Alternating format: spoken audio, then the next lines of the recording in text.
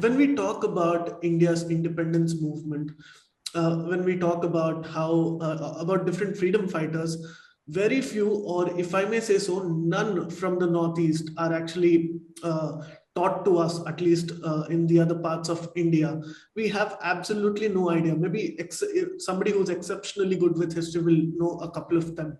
So why has this happened? Can you tell us more about the history struggle? And these people also fought against the Christian missionaries at their time, and that nobody actually knows. So could you shed some light on this, please? Yeah, yeah, that's a very good question, and actually we have lots to cover, and I mean, within such a short period of The time, floor is yours. Please take your time.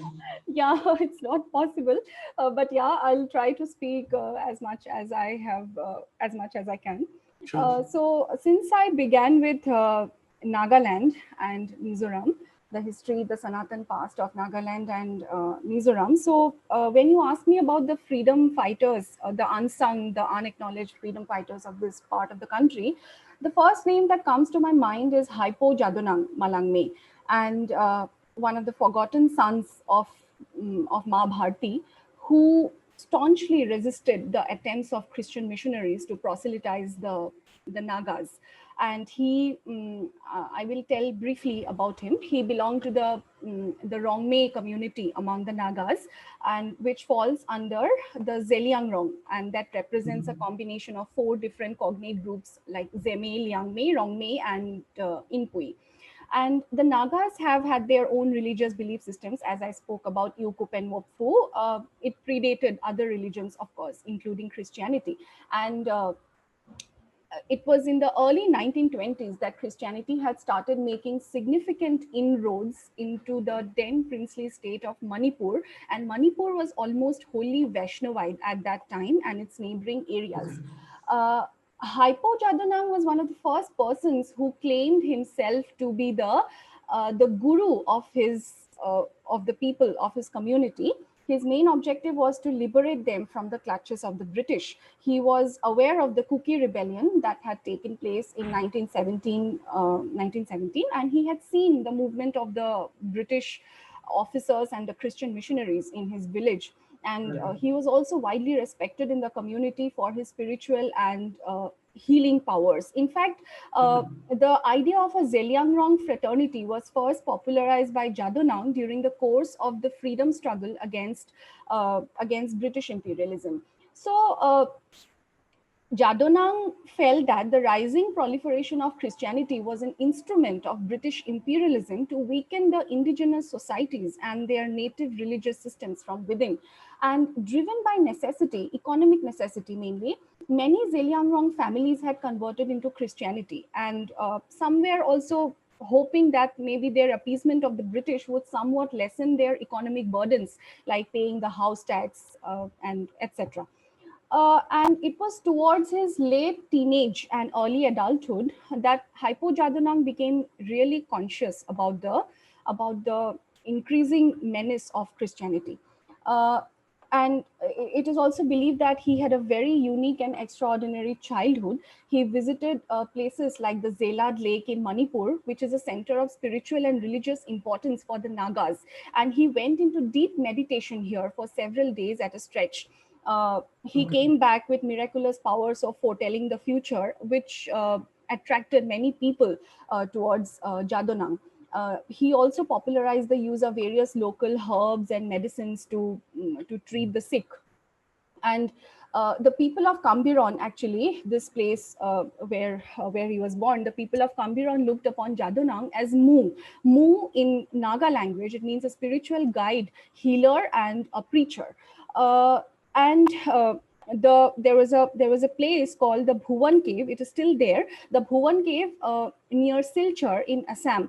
After the people of his community declared Jadonang as the Mu, the healer and preacher of their community, after this ceremony, along with a few of his followers, he went to the Bhuvan cave near Silchar in Assam. And here they worship Bhagwan Vishnu and another local deity called Tinkau Ragwang Chapriak, who was believed to be the supreme deity residing in this Bhuvan cave.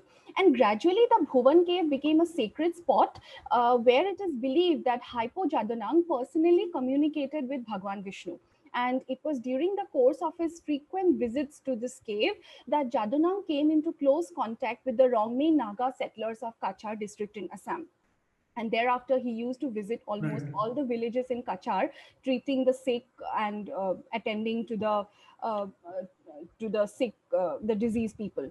The Zeliangrong Nagas had, and since I already said in the first part of my talk that many of the Zeliangrong Naga families had still not converted into Christianity. They had looked upon Bhagwan Vishnu as the chief deity of welfare and all-round prosperity. And even today, in the Zeliangrong religious pantheon, Bhagwan Vishnu is known by different names such as Monchanu, Bonchanu, Bisnu, Buisnu, etc. And after he came back from his spiritual journey to the Bhuvan cave, Jadonang erected an east-facing temple called Rahkai.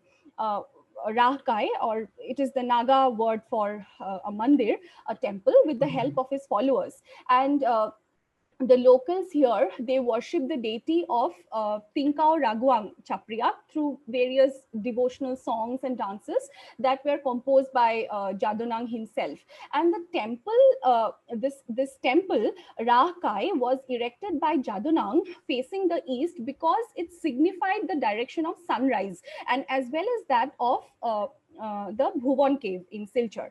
So all of these steps, they gradually led to the introduction of two new religious cults.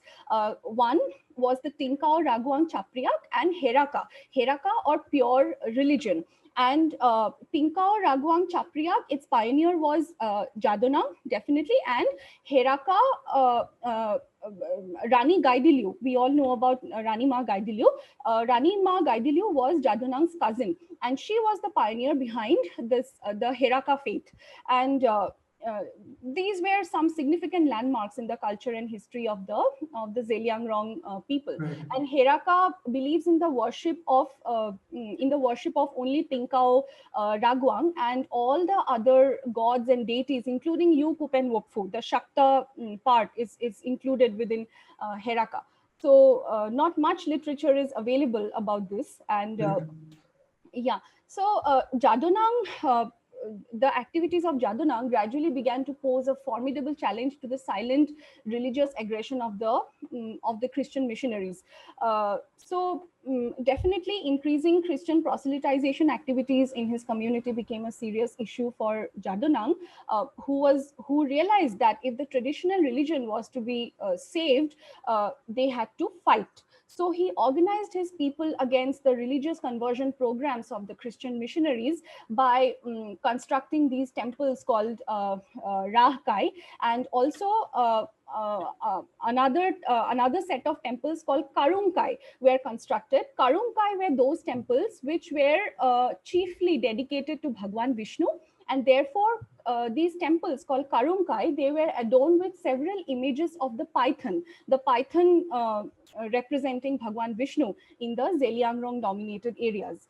So I think I have lots to say actually about Haipou Jadonang. I'll talk about a few more freedom fighters.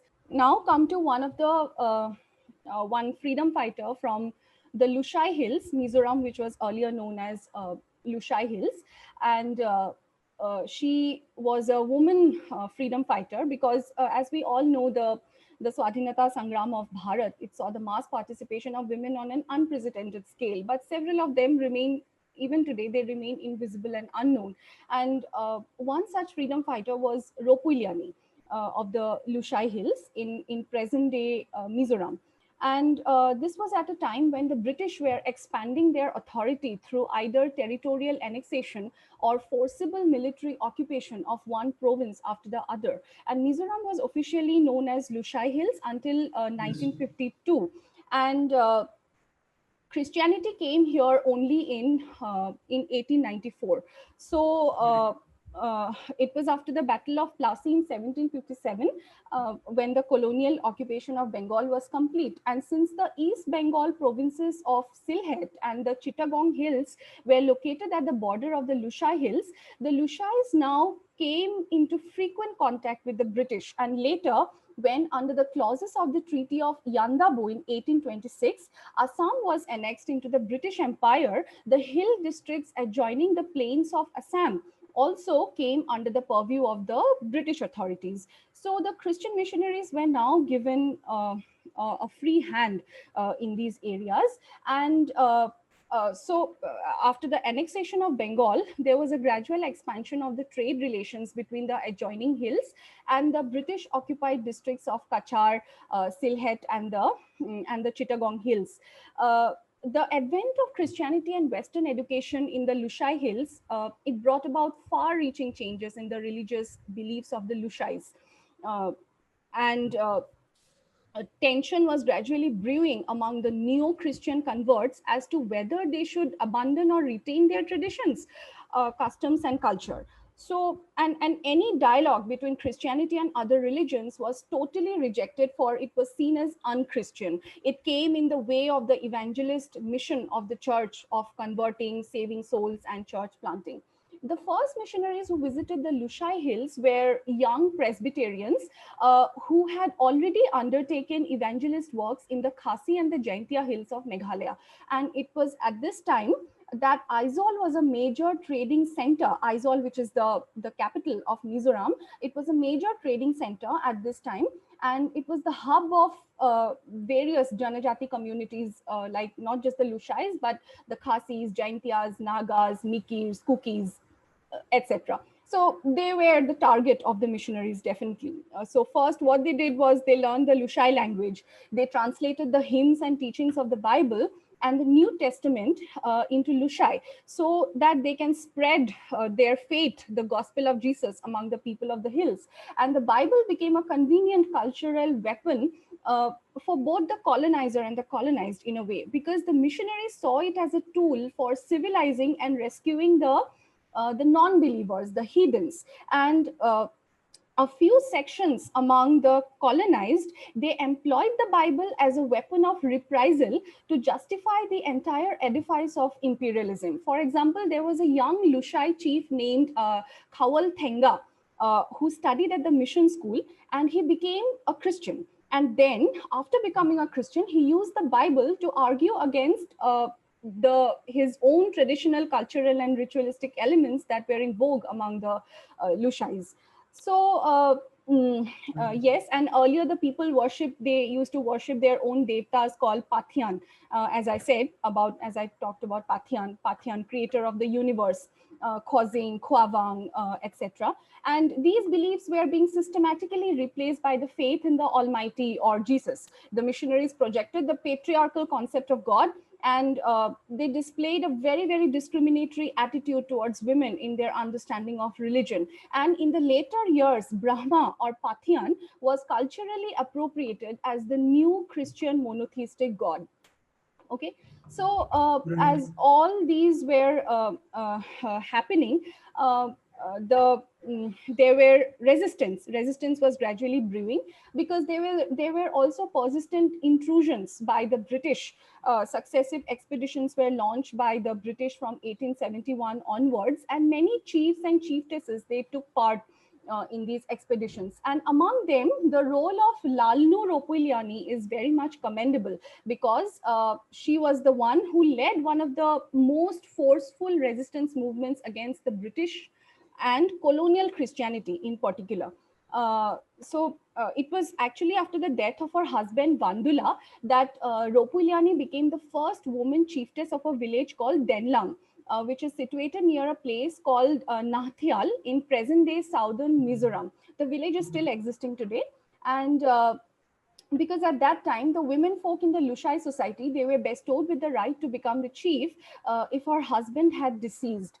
It means that when the reigning chief died, their widows acted as their regents and reigned on behalf of their minor sons who occupied the vacant throne left behind by their fathers on account of death.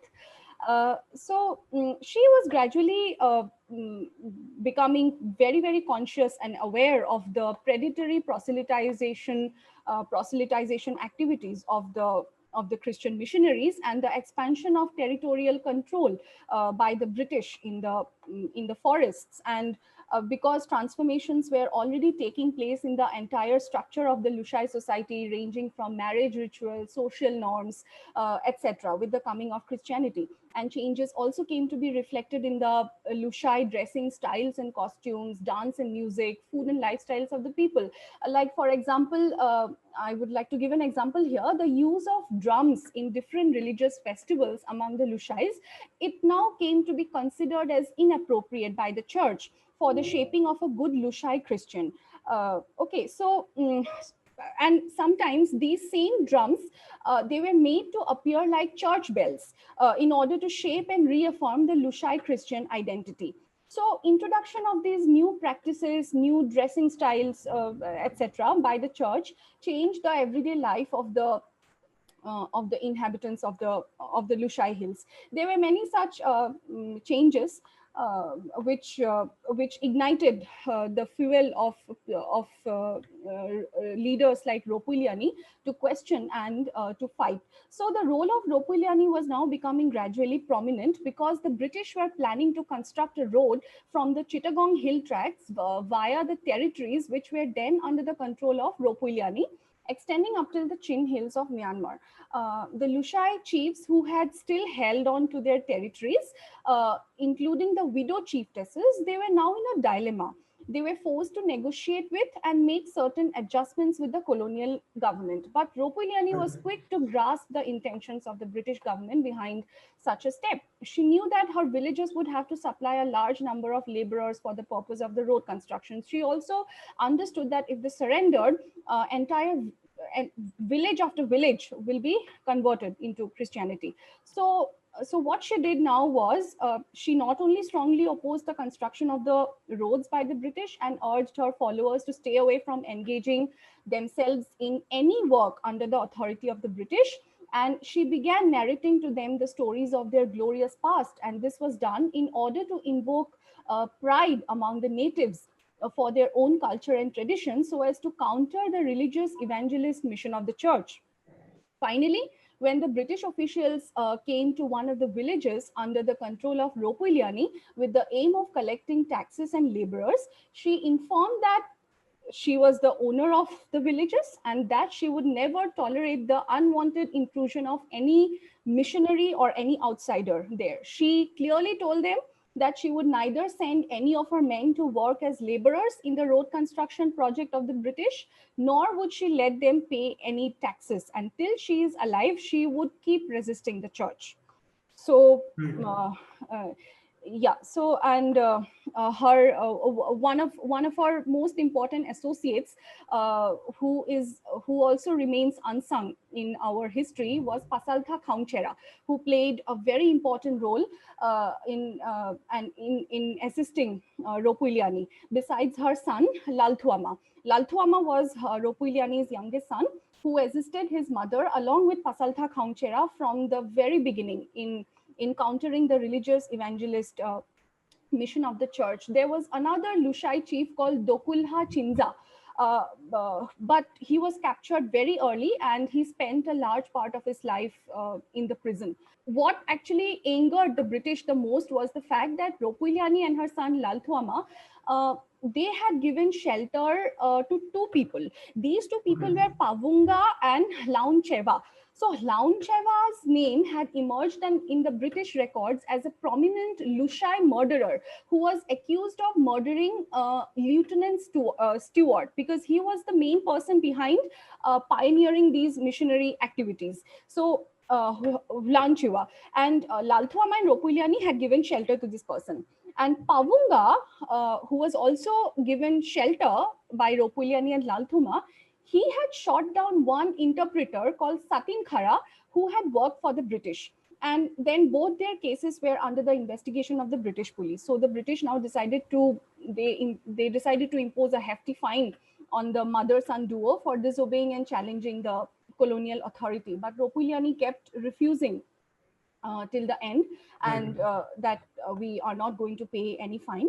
But finally, in March 1894, she was captured along with her son, and they were deported to a British jail at a place called Rangamati, headquarters of the Chittagong Hill Tracts in present-day Bangladesh. And it is also said that in the prison, Ropuiliani refused to eat the food that was served by the British administrator because he was a Christian. He was an outsider. So in a way, these were the freedom fighters who never yielded to the British pressure of surrender, of converting, and they stood in defiance of the colonial authorities even after they were taken as prisoners, even after their detention.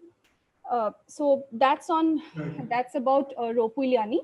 I would now like to speak on two important freedom fighters from Meghalaya.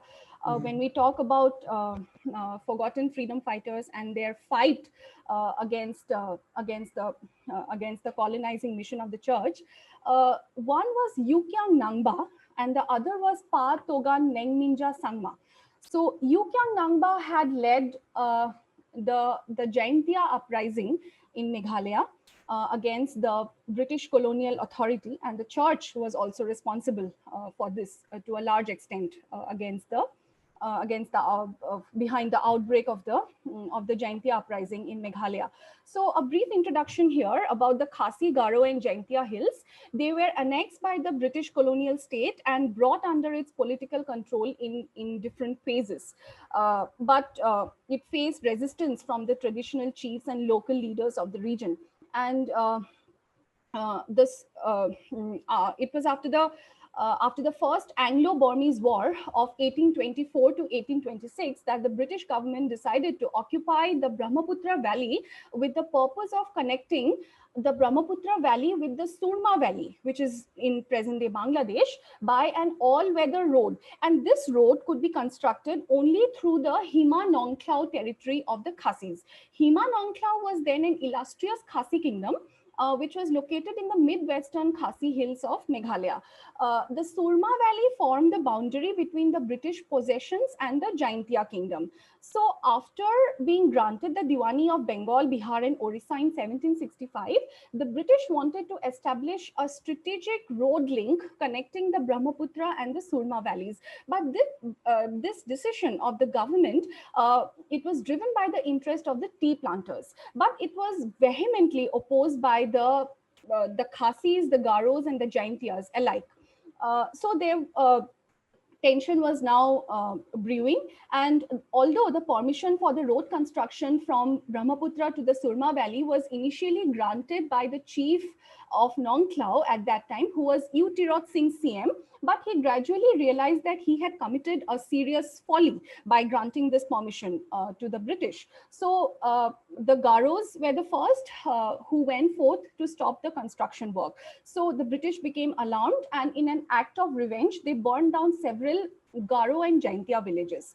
So the Garos were led by their young and able-bodied warrior, Pa Toga Nengminja Sangma, and the Jaintias were led by their brave and charismatic leader, Kiang Nangbah. I will briefly talk about Kiang Nangbah and Pa Togan Nengminja Sangma both. Kiang Nangbah was he was born at a place called Tep Pale in Juai in the West Jaintia Hills district of Meghalaya. So to consider him as a freedom fighter who fought against the British colonial rule is just one part of the story, because his main fight was against the church.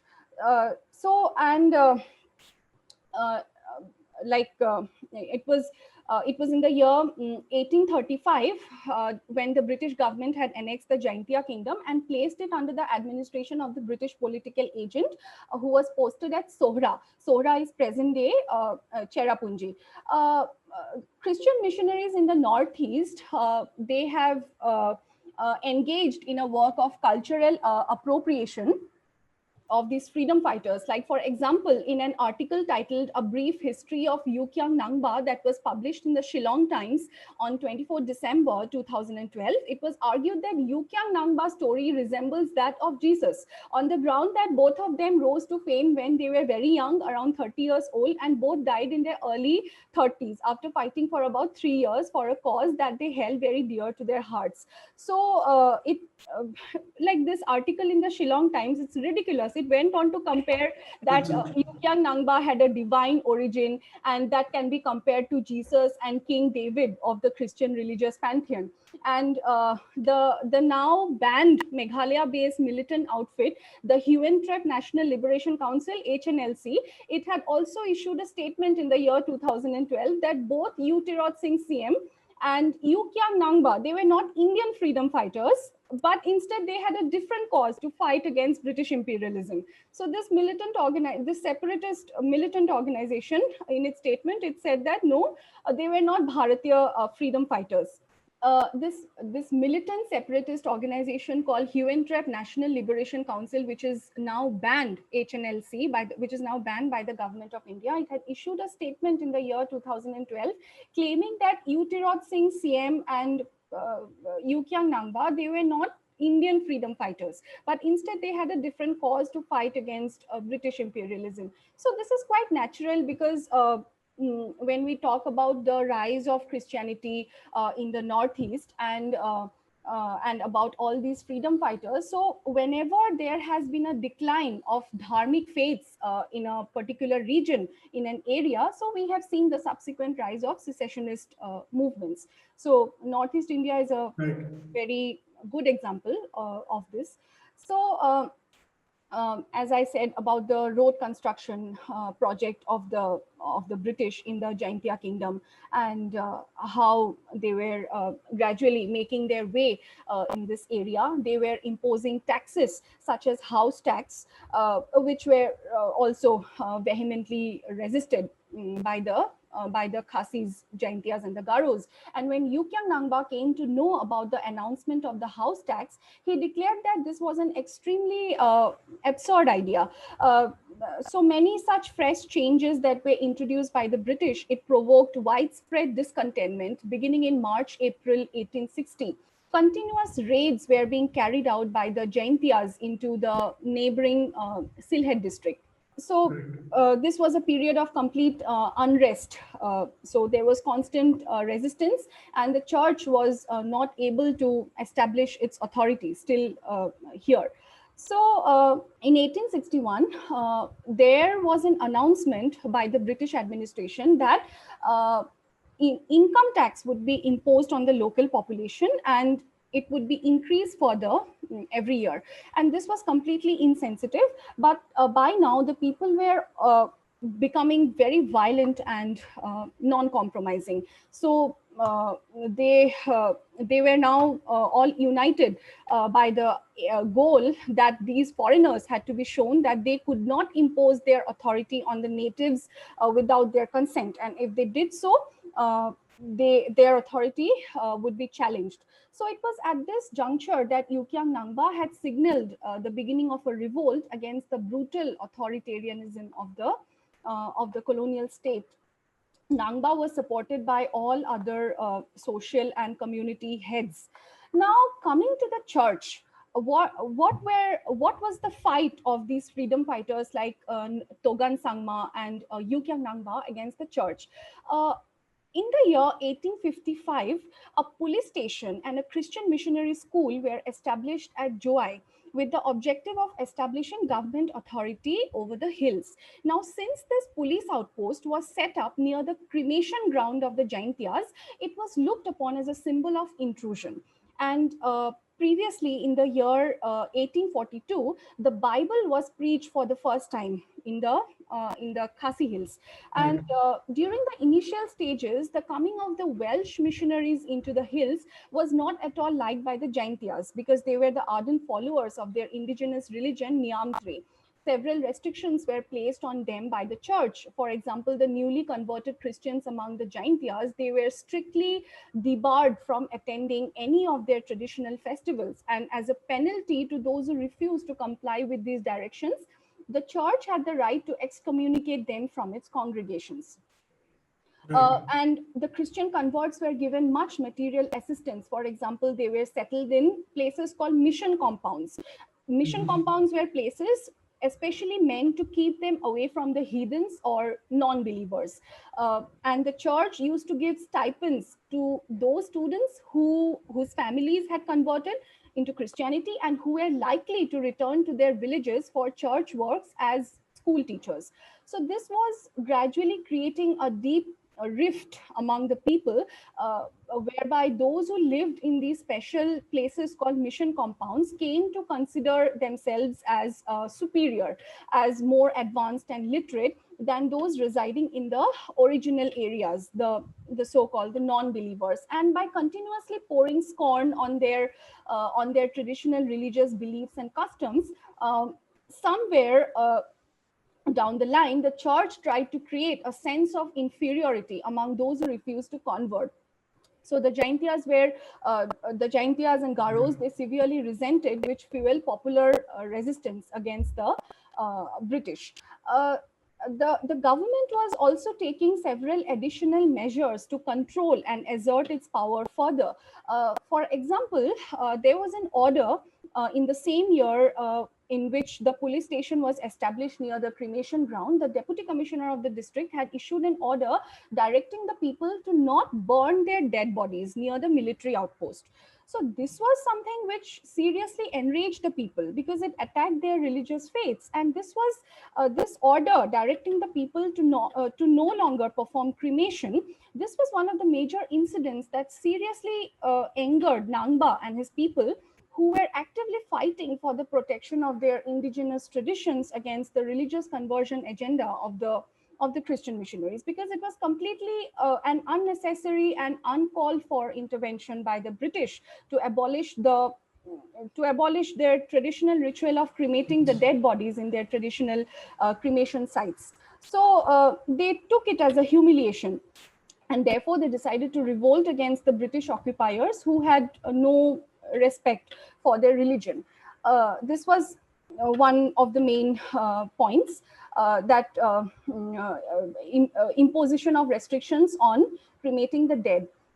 Second was when the church had begun interfering in the socio-cultural lives of these people.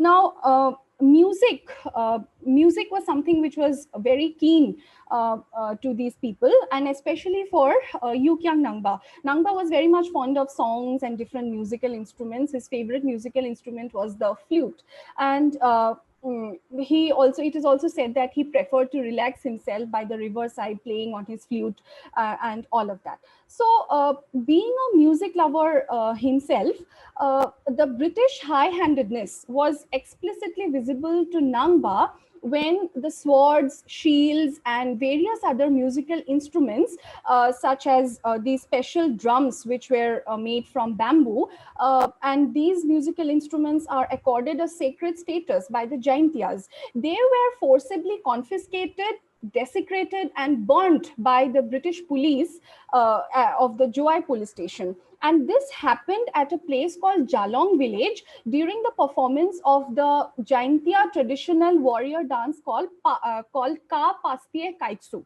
The celebration of this traditional warrior dance, Ka Pastie Kaitsu, was abruptly interrupted by the police before a large number of people who had gathered to witness the dance performance. And after that, the musical instruments were forcibly confiscated, desecrated, and burned by the police. So the Jaintias considered it as a sacrilege, and therefore they decided to fight against the British to save the honor of their religion. In fact, this incident that took place during this traditional warrior dance, it proved to be the last straw in the already strained relationship between the Jaintias and the British. And the Garos, Khasis, all these people, they united together.